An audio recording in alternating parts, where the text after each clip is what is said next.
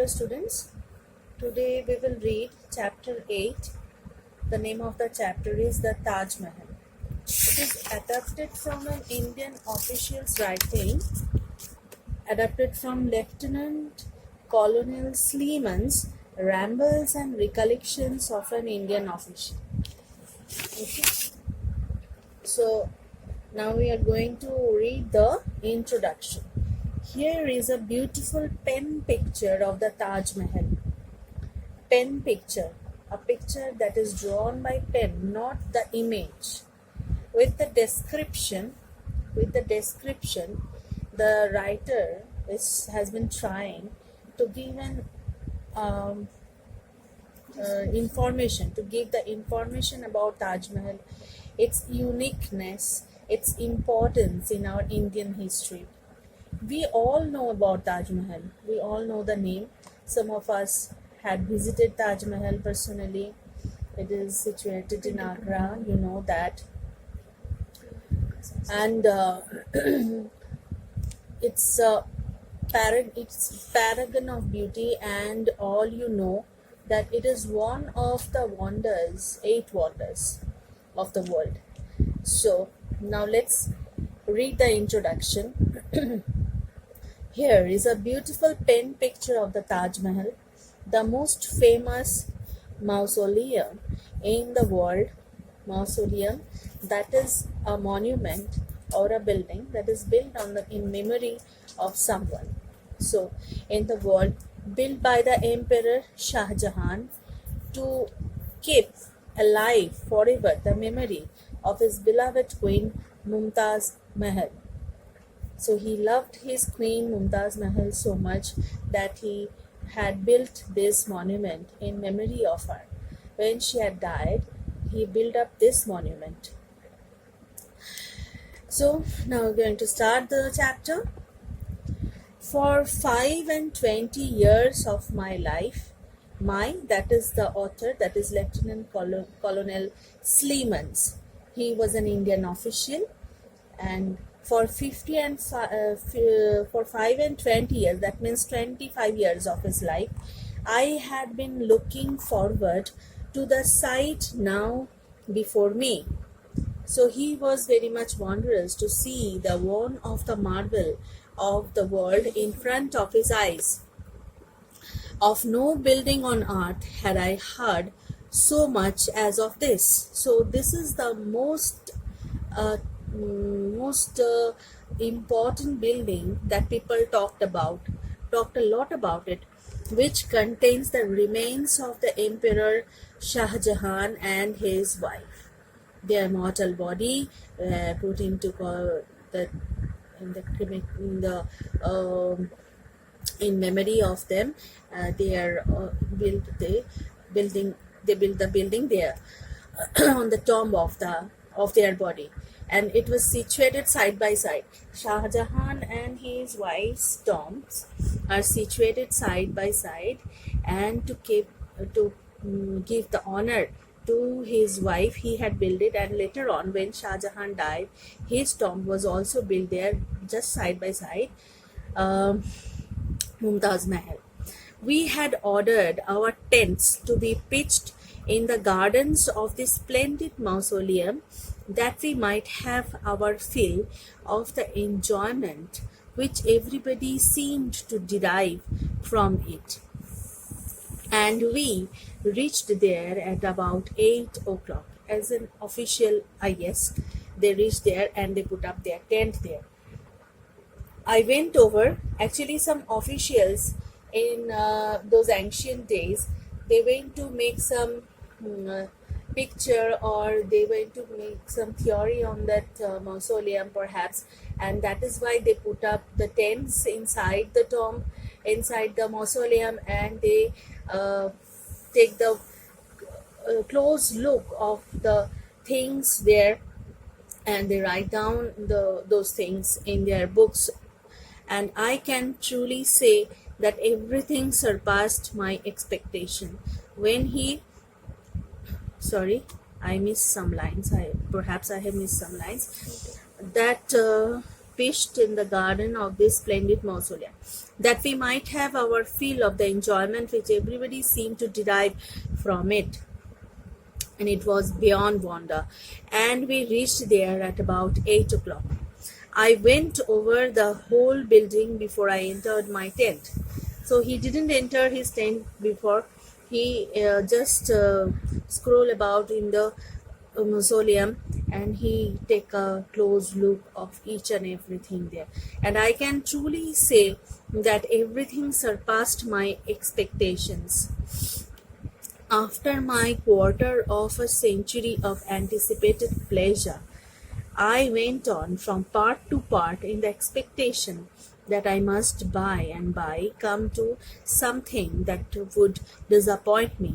But no, the emotion which one feels at first is never impaired. So he thought that he might be disappointed by the close look of the monument when he entered into the building, but that was not the fact. The monument was marvelous. He was not disappointed, and the wonder was beyond his expressions. On the contrary, it goes on improving from the first sight of the dome in the distance to the minute inspection of the last flower upon the screen round the tomb. So there was minakari. There are certainly beautiful minakaris that is present on the walls of the Taj Mahal, and he never missed a single one of them. One continues to return to it with undiminished pleasure, and though at every turn the visitor's attention to the smaller parts becomes less and less, the pleasure which he derives from the contemplation of the greater and of the whole collectively seems to increase. And he lives so. Here we may guess that the interest grow more great and great when someone visit the Taj Mahal so intimately, and he lives with a feeling of regret that he could not have it within his reach all his life. So he had to regret if he didn't have visited Taj Mahal before.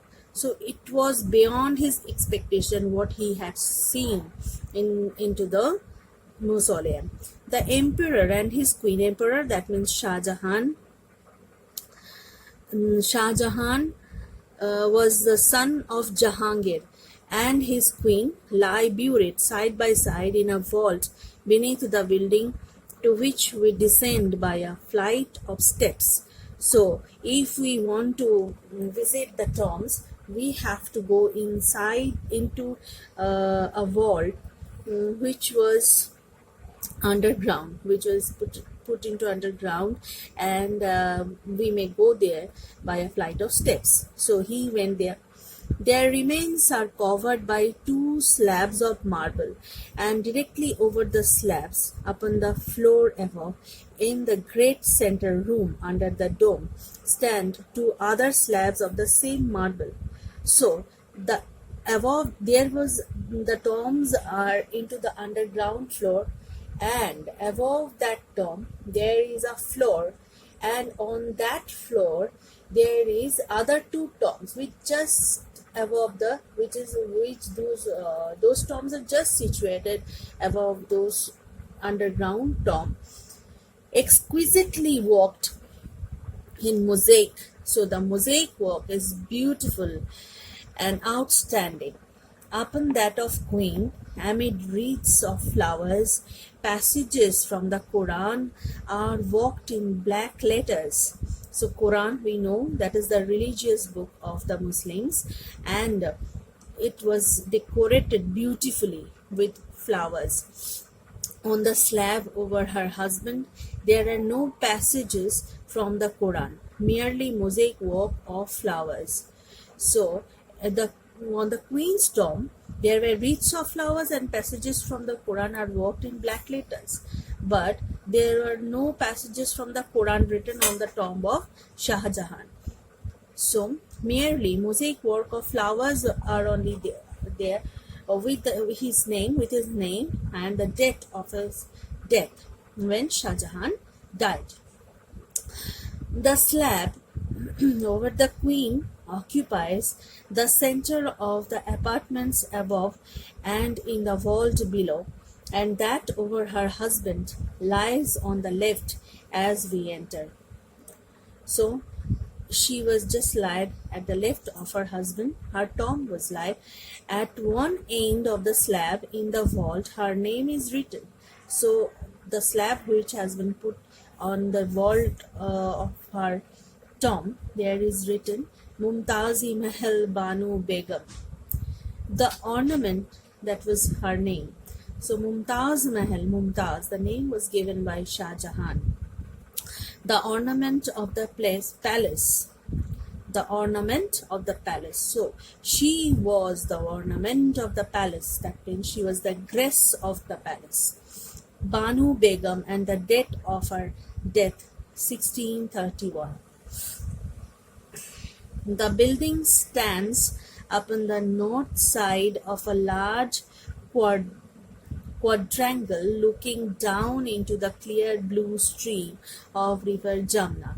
So it was thought that when Shah Jahan built Taj Mahal, he was confined by his son Aurangzeb just beside the Jamna river into a Haveli, and he was very much depressed and he was confined with his daughter, and they have a look of the Taj Mahal with a very narrow hole from that Haveli, and he was not allowed to went into the Taj Mahal even, while the other three sides are enclosed with a high wall of red sandstone. So it is a description.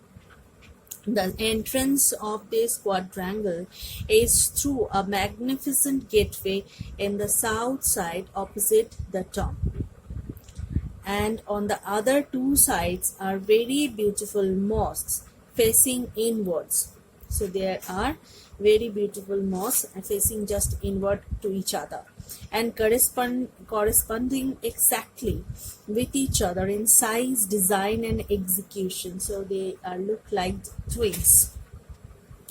The mausoleum itself, the terrace upon which it stands, and the minarets are all formed of the finest white marble inlaid with precious stones. These marbles were brought from Afghanistan to build up this tomb.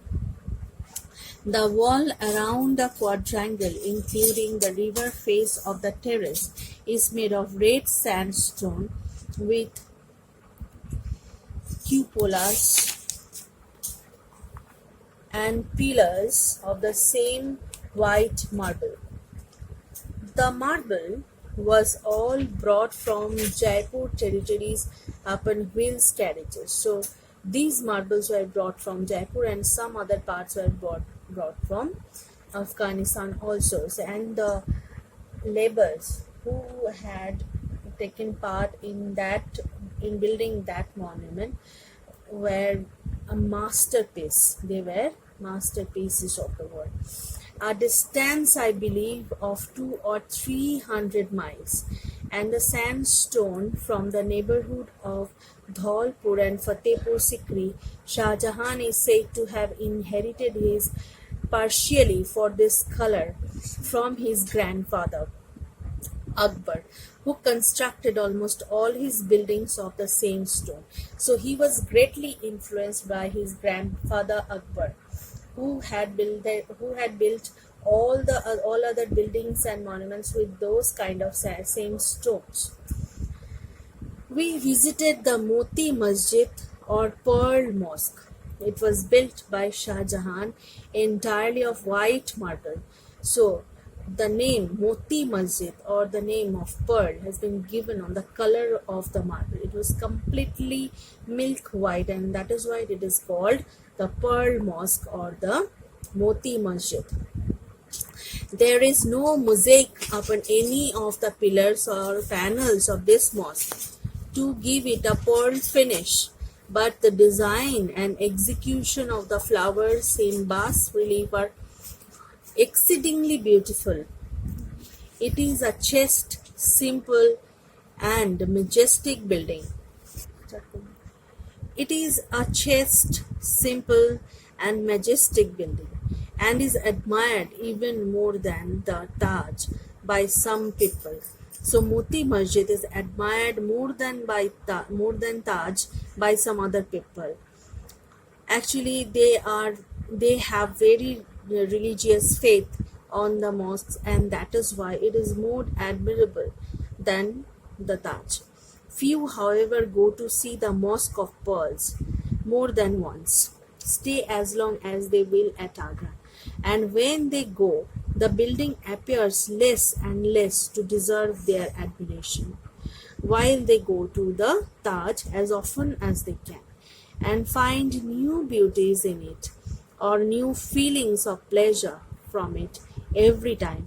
So every time when some person or some other person or we go to visit Taj Mahal, it looks more wonderful to us. It creates a majestic kind of atmosphere around us, and if we go more than one or two times, it never appear old or that we have visited earlier. It looks new, and the new phases appear in front of us, and the beauty of the Mughal age, the construction, the work of art, it appears to us very much beautiful, and what have they created in our country, and it also make our country popular in the world because it had taken a place in the eight wonders of the world. So we have just learned, we have just go through the story here or the text here. You go through the text very carefully, and then we will start another text next day, and after that we will do the question answers, because we have to do a lots of text here and learn the question answers which I have given to you earlier. Okay, thank you.